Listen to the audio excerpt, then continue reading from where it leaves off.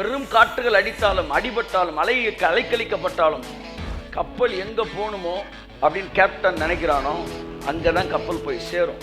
அப்படித்தான் உங்கள் வாழ்க்கையில் நீ எங்கே போகணும், எந்த மாதிரி லைஃப் வாழணும்னு நினைக்கிறீங்களோ அதுதான் நடக்கும். அதுதான் நடக்கும்.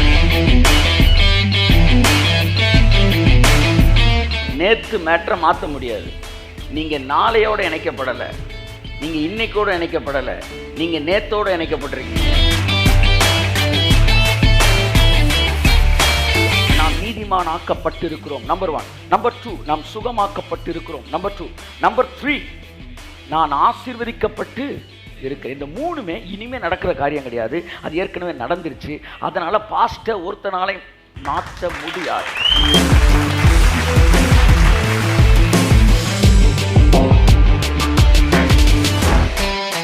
ஒரே ஒரு முறை பாவம் செய்ததினால் வாழ்நாள் முழுவதும் அவன் பாவி என்று அழைக்கப்படுவானால், ஒரே ஒரு முறை இயேசு ஏற்றுக்கொண்டதினாலே நான் வாழ்நாள் முழுவதும் நீதிமான் என்று அழைக்கப்படுவதுதான் நியாயம், அதுதான் சத்தியம், அதுதான் தர்மம்.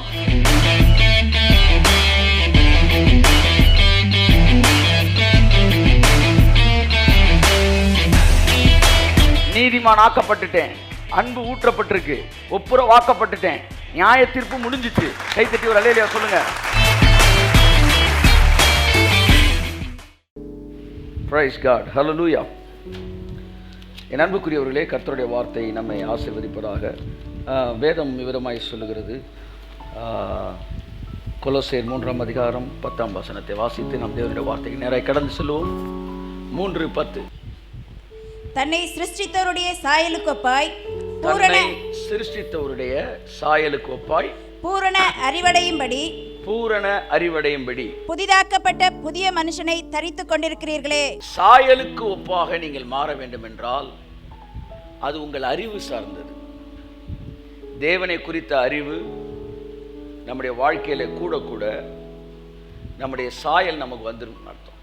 ஆமென் சொல்லுவோம். என் அன்புக்குரியவர்களே, மனிதன் எப்பொழுது தன்னுடைய சாயலை இழந்தான்? எப்பொழுது அவன் அறிவை இழந்தானோ அப்பொழுது தன்னுடைய சாயலை இழந்தான். ஆகவே மறுபடியும் மனிதன் சாயலை பெற வேண்டும் என்றால் மறுபடியும் அவன் பழைய அறிவை பெற வேண்டும். கைத்தட்டுங்க ஒரு தடவை அவருக்கு. ஆமென். வலது கையில் ஃப்ராக்சர் ஆயிடுச்சுன்னா வலது கையில் சரி பண்ண பிறகு நீங்கள் எக்ஸசைஸ் பண்ணணுன்னா இடது கையில் பண்ணக்கூடாது. வலது கையில் சுலுக்குன்னா இடது கையில் என்ன செய்யக்கூடாது? எண்ணெய் போடக்கூடாது. ஸோ எங்கே பிரச்சனையோ அங்கே தான் சரி செய்ய வேண்டும். நமக்கு பிரச்சனை இங்கே தான்.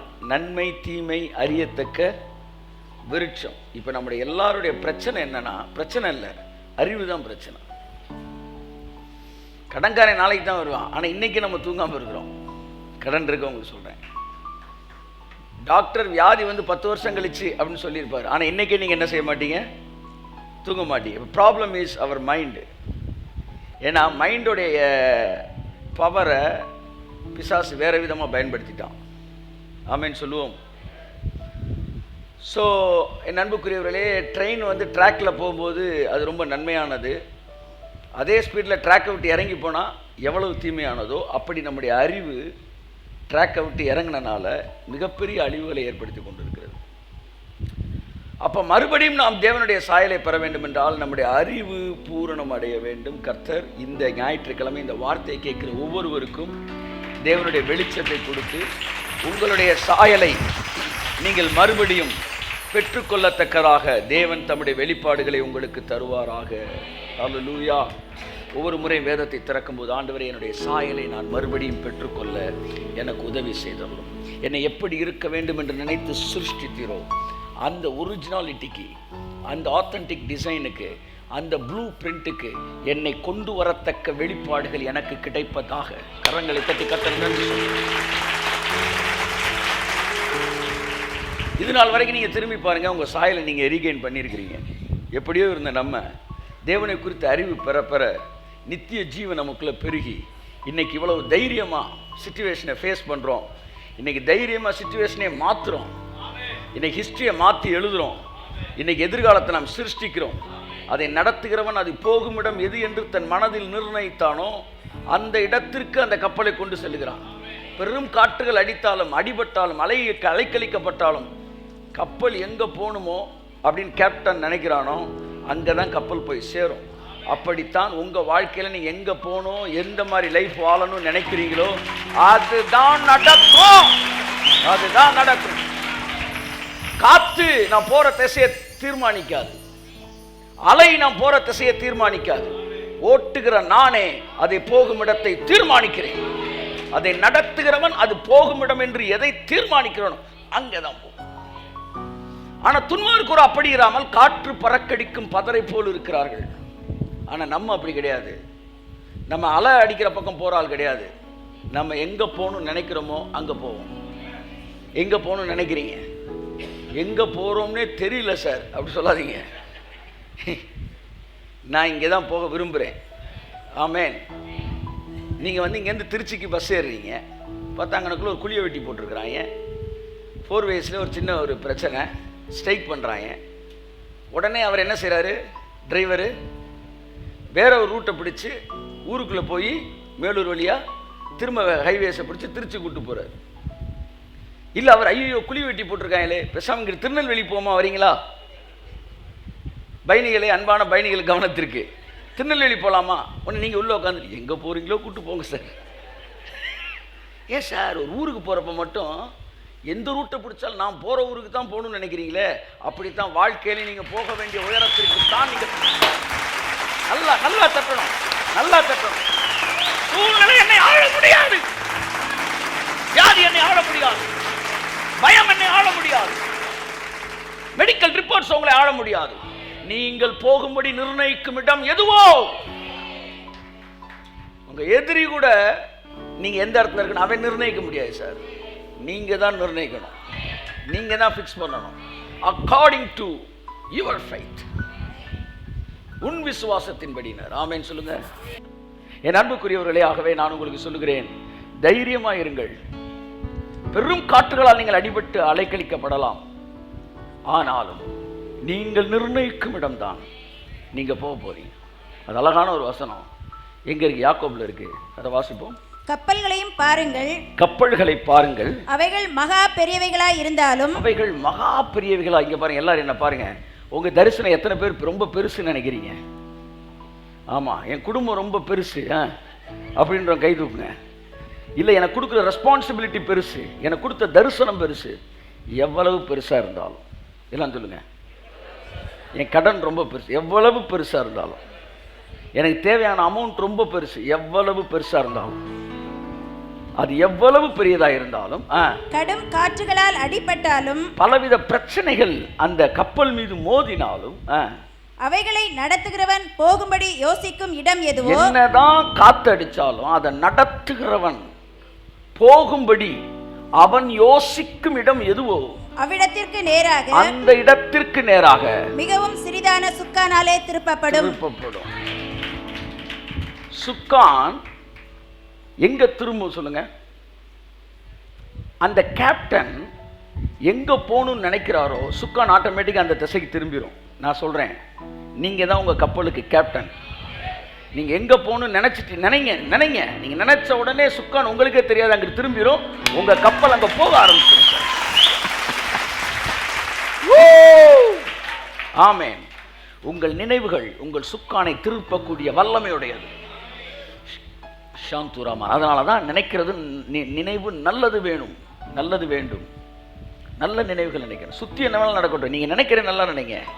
அகத்தின் அழகு வாழ்க்கையில் தெரியும், முகத்தில் அல்ல, வாழ்க்கையில தெரியும். Life is the index of mind. நீ என்ன நினைக்கிறீங்களோ அதுதான் உங்க வாழ்க்கையில் இருக்கும். கர்த்தர் என்கிட்ட சொன்னாரு, when people are in sick, don't pray for the sick. நீ அவனை சுகமாக்கணும் நீ ஜெபம் பண்ணாத. ஹீலிங் வந்து என்கிட்ட இருந்து புறப்படுது, அது நேரா எங்க வருது? உன் கண்ணாடி உன் இருதயத்தில் அடிக்குது. உன் இருதயத்தில் அந்த ஹீலிங் வந்து என்ன செய்யணும்? விழணும். படுத்து கிடக்கிறவர் நடக்கிறத நீ என்ன செய்யணும்? பார்க்கணும். ஆமா, நீ காப்பான்னு ஜெபம் பண்ணிட்டு அப்புறம் நேராக வந்து கர்த்தருக்கு சித்தத்துக்கு ஒப்பு கொடுக்குறோம் அப்படின்னு கூடாது. அப்போ கர்த்தர் சொல்றாரு, எல்லாரோட இருதயங்கள்லையும் என்னுடைய சுகத்தை நான் அடிக்கிறேன். இப்போ என் கண்ணாடி சுத்தமாக இருந்துச்சுன்னா இந்த லைட்டு நேராக அந்த பெட்டில் இருக்கிறவர் மேலே போய் விழுகுது. விழுந்த உடனே இங்கே என்ன படம் நடந்துச்சோ அது இப்போ அவர் லைஃப்பில் நடக்குது. கை தட்டுங்க அவருக்கு. ஆனால் என் இருதயத்தில் எதிர்மறையான படம் இருந்தால், என் கண்ணாடி துருப்பிடிச்சிருந்தா ஹீலிங் பட்டு அந்த ஆள்கிட்ட ரிஃப்ளெக்ட் ஆகாது. அப்போ நீங்கள் செய்ய வேண்டியது என்னென்னா, அவருக்கு ஜெபிக்கிறத விட உங்களுக்கு ஜெபிக்கிறது ரொம்ப முக்கியமாக இருக்குது. ஆண்டவரே என் கண்ணாடி கரெக்டாக இருக்கட்டும், அப்போ தான் உங்கள் படத்தை நான் வாங்குவேன். உங்கள் படத்தை நான் வாங்கிட்டேன்னா அடுத்து கொஞ்ச நேரத்தில் அந்த படம் அந்த ஆள் மேலே வந்துடும். ப்ராஸ்பெரிட்டி அப்படி தான், எல்லாமே அப்படி தான். நீங்கள் நினைக்கிற இடம் எதுவோ அங்கே தான் நீங்கள் போவீங்க. உங்களுக்கு உதவி செய்யும்படி உங்கள் தேவனாய கர்த்தர் உங்கள் வலது பாரிசத்தில் நிற்கிறார். எளியவனுடைய ஆத்மாவை எல்லாம் சொல்லுங்க ரட்சிக்கும்படிக்கு கர்த்தர் அவன் வலது பாரிசத்தில் நிற்கிறாராம்.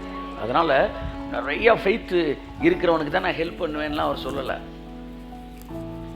என்ற சமீபத்தில் ஒன்று சொன்னார், நான் ஒருத்தனுக்கு உதவி செய்கிறதுக்கு ஃபெய்த் ஒரு மேட்ரே இல்லைடான்ட்டார். ஆமாம், யார் வேணாலும் கூட்டுவாங்க, போங்க, வர்றதை பார்த்துக்கோங்க. நான் ஒருத்தனுக்கு ஹெல்ப் பண்ணுறதுக்கு அவன்கிட்ட ஃபெய்த்து எனக்கு ஒரு விஷயமே இல்லைன்னாரு. அதனால் என்கிட்ட ஃபெய்த் இல்லையே, பழைய ஏற்பாட்டில் பரிசுத்தம் இல்லையேன்னு ஒரு குரூப் பண்ணாங்க, புதிய ஏற்பாட்டில் இருக்கிற குரூப்பு ஃபெய்த் இல்லையேன்றாங்க, ஒன்றுமே வேண்டான்றேன். அதை சீசல் கேட்டாங்க, எங்கள் விசுவாசத்தை வளர்க்குறதுக்கு என்ன செய்யணும்? அவர் சொன்னார், ஒன்றும்லாம் வேண்டாண்டா, கடுகு எல்லாம் சொல்லுங்கள். மலையை பேக்கிறதுக்கு பெரிய விசுவாசம் வேணும்னு சொன்னாரா, சும்மா சாதாரண போதும்னாரா? சொல்லுங்க. அப்போ size of faith is not a matter. அதனால என்கிட்ட கொஞ்சம் தான் இருக்குது, பரவாயில்லன்றார். ஒன்றுமே இல்லை, பரவாயில்ல, ஒன்றுமே இல்லை ஆண்டவர், எனக்கு ஹெல்ப் பண்ணுங்க, எனக்கு ஹெல்ப் பண்ணுங்கன்ட்டில, அதுதான் ஃபெய்த்து. என் அன்புக்குரியவர்கள் ஒன்றை புரிந்து கொள்ளுங்கள், உங்கள் விசுவாசத்தை விசுவாசத்தின் மீது வைக்காதிருங்கள், உங்கள் விசுவாசத்தை தேவன் பேரில் வையுங்கள். என்கிட்ட ஃபெய்த் இல்லை, ஆனால் தேவன் நல்லவர், என் வாழ்க்கையில் செய்ய வேண்டியதை செய்து முடிப்பார். ஆமென். ஆகவே தேவனாய கர்த்தர் உங்களோடு கூட இருந்து போகும் இடமெல்லாம் உங்கள் வாழ்க்கையில் நீங்கள் விசுவாசத்தில் எளிமையானவர்களாக இருந்தாலும், பைபிள் சொல்ற ஆவியில் எளிமையுள்ளவர்கள் பாக்கியவான்கள், பரலோக ராஜ்யம் அவர்களுடையது. ஆகவே நீங்கள் ஆவியில் எளிமையாக இருந்தாலும் இல்லை விசுவாசத்தில் வலிமையாக இல்லாமல் எளிமையாக இருந்தாலும், டோன்ட் வரி, கர்த்தர் உங்கள் கூட தான் இருக்கிறார். உங்களை காப்பாற்றணும் ஒரு முடிவு எடுத்துட்டார். ஆகவே நீங்கள் எதை பற்றியும் கவலைப்படாதீங்க. உங்கள் லைஃப்பை சரியான விதத்தில் செய்து முடிக்கிறதை அவர் செய்து முடித்து விடுவார். ஏனென்றால் உலகத் தோற்றத்துக்கு முன்பாகவே உங்கள் லைஃப் அவர் டிசைன் பண்ணிட்டார். You are connected with your past. Amen சொல்லுங்கள். எதிர்காலத்தை மாற்ற முடியுமா, முடியாதா? சொல்லுங்கள். மாற்ற முடியும். நிகழ்காலத்தை மாற்ற முடியும். நாளைக்கு நான் இட்லி சாப்பிட்றதா பொங்கல் சாப்பிட்றதா மாற்றலாம். இன்னைக்கு இட்லி சாப்பிட்றதா பொங்கல் சாப்பிட்றதா மாற்றலாம். நேற்று இட்லி சாப்பிட்டேனா பொங்கல் சாப்பிட்டேனா மாற்ற முடியுமா, முடியாதா? சொல்லுங்கள், சத்தமாக சொல்லுங்கள். முடியுமா, முடியாதா? சத்தமாக சொல்லுங்கள். நேற்று மேட்டரை மாற்ற முடியாது. நீங்கள் நாளையோடு இணைக்கப்படலை, நீங்கள் இன்னைக்கோடு இணைக்கப்படலை, நீங்கள் நேற்றோடு இணைக்கப்பட்டிருக்கீங்க. புரியாட்டி கர்த்தர் புரிய வைப்பார். நீங்கள் பாஸ்ட் டென்ஸோடு இணைக்கப்பட்டனால உங்கள் லைஃப் எல்லாமே முடிஞ்சிருச்சு, எல்லாமே செட்டில் ஆயிடுச்சு, எல்லாமே திட்டமிடப்பட்டு விட்டது. அதனால் எந்த கொம்பனாலையும் உங்கள் வாழ்க்கையை மாற்றவோ மறுக்கவோ திருத்தவோ முடியாது. ஏனென்றால் நான் எதிர்காலத்தோடு தொடர்புடையவன் அல்ல, நான் கடந்த காலத்தோடு தொடர்புடையவன். நாளைக்கு எங்கள் அப்பா எனக்கு சொத்து எழுதி வைக்கிறாருன்னா எதிர்காலம், இன்னைக்கு எழுதி கொடுக்குறாரு அப்படின்னா கூட நிகழ்காலம். இது ரெண்டு மாத்திரைக்கு வாய்ப்பு. ஆனால் நேற்று எழுதிட்டாருன்னா மாற்ற முடியாது. உங்கள் எதிர்காலம் கடந்த காலத்தோடு தொடர்புடையது. You are connected with the past, the precious past. The whole humanity is connected with the past. இன்னைக்கு உலகத்தில் இருக்கவங்க ஏன் வியாதி வருது சொல்லுங்க? ஏன் வியாதி வருது? ஆதாம் பழத்தை தின்னானா இல்லையா சொல்லு. ஸோ இவனுடைய நிகழ்காலம் எதிர்காலமும் எதோட இணைஞ்சிருக்கு? கடந்த காலத்தோட இணைஞ்சிருக்கு. கடந்த காலத்தோட வல்லமை தான் இவன் நிகழ்காலத்தை எதிர்காலத்தை மாற்றுது. அப்படித்தான் நீங்களும் நானும் ஒரு கடந்த காலத்தோடு இணைக்கப்பட்டிருக்கிறோம். அது இயேசு எனக்காக சிலுவையிலே எல்லாவற்றையும் செய்து முடித்தார் என்பதுதான். ஆமென். ஸோ அந்த பாஸ்டோட கனெக்ட் ஆனனால இனிமே என் பிரசன்ட்டை யாரும் மாற்றவே முடியாது. கடந்த காலத்தோடு இணைக்கப்பட்ட உங்களுடைய எதிர்காலம் என்கிற தலைப்பில் இன்றைக்கு சில காரியங்கள் உங்களிடத்தில் பேச விரும்புகிறேன். கர்த்தர் நம்மை ஆசீர்வதிப்பாராக. அதற்கு முன்பு அவர் வசனத்தை நான் வாசிக்க விரும்புகிறேன். கலாத்தியர் 6ஆம் அதிகாரம் 6ஆம் வசனம் 7ஆம் வசனம். மேலும் திருவசனத்தில் உபதேசிக்கப்படுகிறவன் உபதேசிக்கிறவனுக்கு சகல நன்மைகளிலும் பகிர்ந்து கொடுக்க கடவன். பகிர்ந்து கொடுக்க கடவன். புதிய உடன்படிக்கையிலே இந்த கொடுக்கிறதை பற்றி பேசும்போது some people they used to criticize புதிய உடன்படிக்கையில் கொடுக்கறத பற்றிலாம் இல்லைன்னு. ஸோ நான் வேற ஒரு சப்ஜெக்ட் பேசிகிட்டு இருக்கனால நம்ம அவங்களுக்காக நம்ம விலகி போய் அதை பற்றி பேச முடியாது. ஆவியானவர் என்னைக்கு பேச சொல்கிறோம் அன்றைக்கி பேச முடியும். அதில் ஒன்று புரிஞ்சுக்கணும், நியூ கவனன்ட்டில் கிவிங்கை பற்றி ஓல்டு கவனன்ட்டை விட அதிகமாக சொல்லப்பட்டிருக்கிறது. ஆமேன்னு சொல்லுங்கள். இவங்களுக்கு பரிசுத்தம் உபத்திரம் இதெல்லாம் பேசினா பழைய ஏற்பாடோட புதிய ஏற்பாட்டில் நிறையா இருக்குது சார். பழைய ஏற்பாட்டில் குத்துனா தான் தப்பு, புதிய ஏற்பாட்டில் திட்டுனாலே தப்பு அப்படின்னா அதெல்லாம் தெரியுது உனக்கு, அதெல்லாம் தெரியுது. ஆனால் கிவிங்கே ஓல்டு கவனன்ட்டை விட நியூ கவனன்ட்டில் தான் அதிகமாக சொல்லப்பட்டிருக்கு. ஆமாம், ஓல்டு கவனன்ட்டில் 10ல் 1 கடவுளுக்குரியதுன்னு இருக்குது, நியூ கவனன்ட்டில் 10மே கடவுளுக்குரியதுன்னு இருக்குது. ஸோ 10ல் 1 என்பது it is not in new கவனன்ட்டில் ஒரு லா. ஆனால் அது கொடுக்கக்கூடாது என்பது அங்கே லா கிடையாது. ஆமேன்னு சொல்லுங்கள். லானா என்ன? கொடுக்கணுன்ற மட்டும் லாவா? கொடுக்கக்கூடாதுன்னு சொன்னாலும் அதுவும் லா. லிபர்ட்டினா என்ன? கொடுக்க மாட்டேன்றதும் லிபர்ட்டி தான், கொடுப்பேன்றதும் லிபர்ட்டி தான். பைபிள் சொல்லுது கொடுக்க வேண்டுமா. யாருக்கு கொடுக்கணுமா? உபதேசிக்கப்படுகிறவன் அப்படின்னா யாரு? கேட்கிறவன். உபதேசிக்கிறவனுக்கு யாரு? ப்ரீச் பண்றவருக்கு. என்ன நன்மையை கொடுக்கணுமா? சம்பளத்துல இருந்து கிடையாதான். கிராஜுவிட்டி வேற என்னப்பா? பிஎஃப் வேற, டிஏ டிஏ. வீட்டில் 10 முருங்கைக்காய் இருந்தால் கூட இன்ஃபேக்ட் நீங்கள் 2 முருங்கை இங்கே எடுத்துகிட்டு வரணும். கிராமங்கள் அதை செய்வாங்க கரெக்டாக. எங்கள் வீட்டில் முருங்கை மரமே இல்லைன்றீங்களா? சகல நன்மைகளிலும் பகிர்ந்து கொடுக்க முடிய. கடவன் வந்தா என்னங்க அர்த்தம்? அது கமாண்ட்னு அர்த்தம். நீங்களே என்னை பெருமை பாராட்ட வைக்கிறீர்கள் அப்படின்ற மாதிரி பவுல் சொல்றார். நான் சாதாரணமாக பேசிட்டு இருக்கேன், நீ இல்லைன்னு சொன்னேன்னா இருக்குன்னு நான் பேசுகிற மாதிரி. ஸோ தெரிஞ்சுக்காங்க, சகல நன்மைகளிலும் பகிர்ந்து பகிர்ந்து கொடுக்க கடவன். ஏன் சார் பகிர்ந்து கொடுக்கணும்னா, நான் என் வாழ்க்கையில் அனுபவிக்கிற சகல ஆசீர்வாதத்திற்கும் தேவன் காரணர் என்று நான் விசுவாசிப்பேன். ஆனால் தேவனுடைய வார்த்தை தான் காரணம் என்று நான் விசுவாசிப்பேன். ஆனால் அந்த வார்த்தை எனக்கு பிரசங்கித்தவரும் ஒரு காரணம் என்பதை நான் அங்கீகரிக்கிறேன் என்பதை காட்டும்படிக்கு நான் என்ன செய்கிறேன்? சகல நன்மையிலும் நான் பகிர்ந்து கொடுக்குறேன். ஸோ கிவிங்கை பற்றி பேசினோன்னு ஒரு கிரிட்டிசிசம் வரும். அதனால அடுத்த வசனத்தை என்ன எழுதுறாரு? வாசிங்க. மோசம் போகாதிருங்கள், மோசம் போகாதிருங்கள், தேவன் தம்மை பரியாசம் பண்ண விட்டார். காணிக்கை பற்றி சொல்லும்போது டோன்ட் பி டிசீவ்டு. நீ அதில் இதில் நினைச்சு மோசம் போயிடாத. தேவன் தன்னை பரியாசம் பண்ண ஓட்டார். கிவிங்கை கிரிட்டிசைஸ் பண்றவங்க பாஸ்டர்ஸை கிரிட்டிசைஸ் பண்ணலையா, ஊழியர்களை கிரிட்டிசைஸ் பண்ணலையா, தேவனை தான் கிரிட்டிசைஸ் பண்றாங்களா. தேவன் தன்னை பரியாசம் பண்ண ஓட்டார். அடுத்த வசனம் ரொம்ப அழகா இருக்கு, வாசிங்க. மனுஷன் எதை விதைக்கிறானோ, மனுஷன் எதை விதைக்கிறானோ அதையே அறுப்பான், அதையே அறுப்பான். இந்த பிரமாணம் இயற்கை பிரமாணம். ஒன்று நல்லா தெரிஞ்சுக்காங்க, சிலுவையில் இயேசு முடித்தது நியாயப்பிரமாணம் மட்டும்தான். அவர் குலைத்து போட்டது நியாயப்பிரமாணத்தை. இது போக ஒரு 12 பிரமாணம் இருக்கு, உங்களுக்கு சொல்லியிருக்கிறேன். இயற்கை பிரமாணம் இருக்கு, அதாவது பாவ பிரமாணம் அந்த நியாய பிரமாணத்தோடு சேர்ந்து அடிக்கப்படுது. மொத்த பிரமாணங்கள்ல பாவ பிரமாணம் இருக்கு, புருஷனை பற்றிய பிரமாணம், பல பிரமாணங்கள் இருக்கு. இதில் இந்த புருஷனை பற்றிய பிரமாணம், கவர்மெண்ட்லேருந்து வர பிரமாணம், இதெல்லாம் தேவன் என்ன செய்யலை, மீறுங்கன்னு சொல்லவே இல்லை. அதில் ஒன்று இயற்கை பிரமாணம், மனுஷன் எதை விதைக்கிறானோ அதை அறுப்பான் என்பது. இந்த எல்லா பிரமாணங்களும் நீங்கள் அது ஒரு சப்ஜெக்ட். நீங்கள் அதற்குள்ளே போகும்போது எப்படி அந்த பிரமாணங்கள் இதில் என்ன சொல்ல மேற்கொள்ளப்படுகிறது என்கிற ஒரு விஷயம் இருக்கிறது. இப்போ இயேசு சிலுவையில் அறையப்பட்டபடினால புவியீர்ப்பு விசை என்பது காணாமல் போகலை. அது ஒரு பிரமாணம், அது இருந்துக்கிட்டே தான் இருக்குது.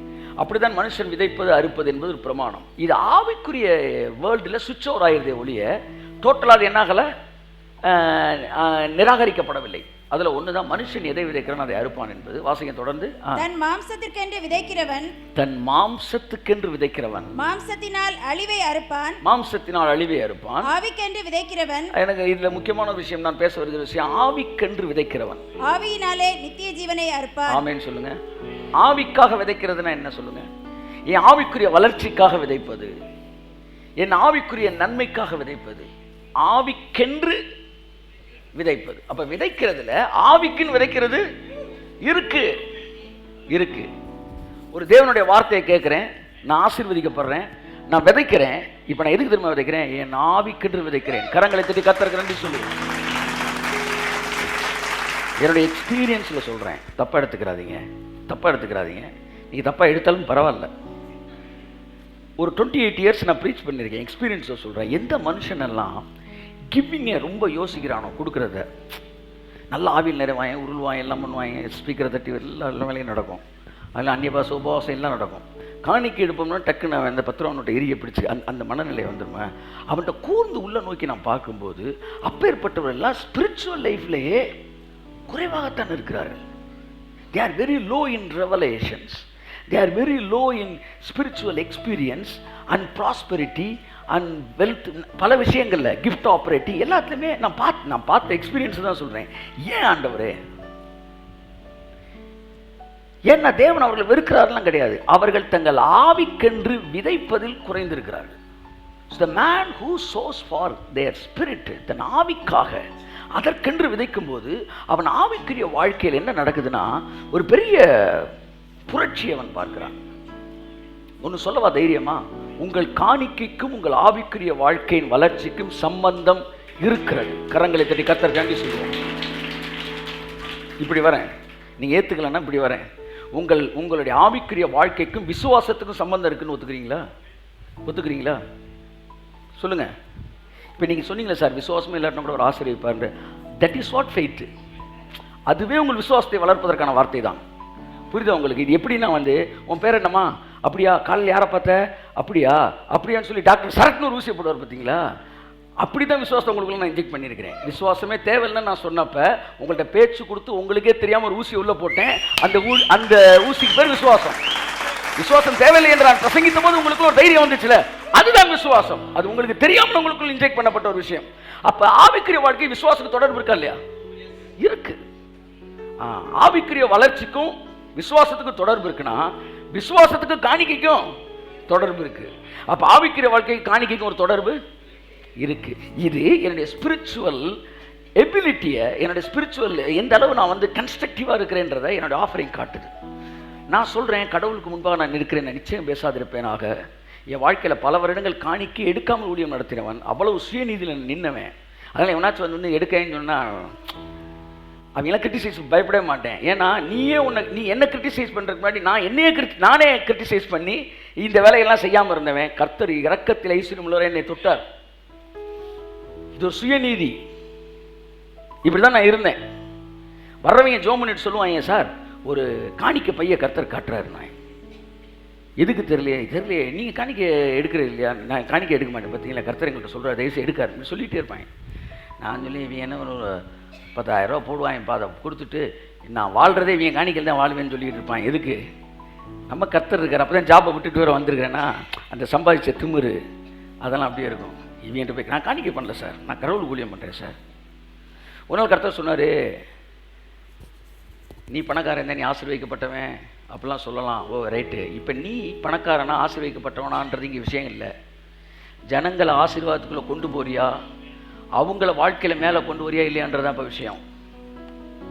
நீ வாங்காத வரைக்கும் ஜனங்கள் இப்படி தான் இருப்பாங்க. கென்னத் ஹேகின் அவருடைய இதை படிச்சுக்கிட்டு இருந்தப்ப ஒரு அம்மா, வயசான அம்மா, அன்றாட சாப்பாடே கஷ்டப்படுற அம்மா, அன்றைக்கி காணிக்கை எடுக்கப்படணும் ஏதோ ஒரு பில்டிங் ஃபண்ட் ஏதோ ஒன்று பேசும்போது அந்த அம்மா என்ன செஞ்சிச்சான், தனக்கு வச்சுருந்த அந்த வாரத்துக்கான சாப்பாட்டு காசை ஃபுல்லாக கொண்டு வந்து கையில் கொடுத்துச்சான். ஹேகின் பார்த்தோன்னே உள்ளே உடஞ்சிட்டாராம். சொன்னாராம்மா, நான் ஜோம் பண்ணுறேன், நான் வந்து வாங்கினதாவே நீங்கள் கன்சிடர் பண்ணிக்கங்க, இந்த காசை நீங்கள் வச்சுக்கோங்க, நீங்கள் போங்க, இந்த வாரத்துக்கான ஒரு செலவு இதுதான் சொல்லி அனுப்பிச்சி வச்சாராம். அந்த மாதிரி எவ்வளோ சொல்லிச்சா, இல்லைங்கய்யா நீங்கள் வாங்கணும், கர்த்தர் என்கிட்ட பேசினாரியா, நீங்கள் வாங்கினியான்னு. அந்த மாதிரிலாம் கர்த்தர் சொல்லும்போது வாங்கிடணும். அவர் என்ன செஞ்சிட்டாரு, வாங்க மாட்டேன்ட்டார். நம்ம போயிடுச்சு. போகும்போது கர்த்தர் சொன்னாராம், அந்த அம்மா ரொம்ப கஷ்டப்பட்டுச்சுல. ஆமாண்டவரே, இவ்வளோ நாள் ஏன் கஷ்டப்பட்டுச்சுன்றதுக்கு நீ பொறுப்பு கிடையாது, சரியா? ஆனால் இனிமே கஷ்டப்பட்டு அதுக்கு நீ தாண்டா பொறுப்புன்னாரான். பதறிட்டான் ஹேகின்னு. அந்த அம்மாவை வாழ வைக்கிறதுக்காகத்தான் உன்கிட்ட வந்து நான் விதைக்க வச்சேன். You must receive it.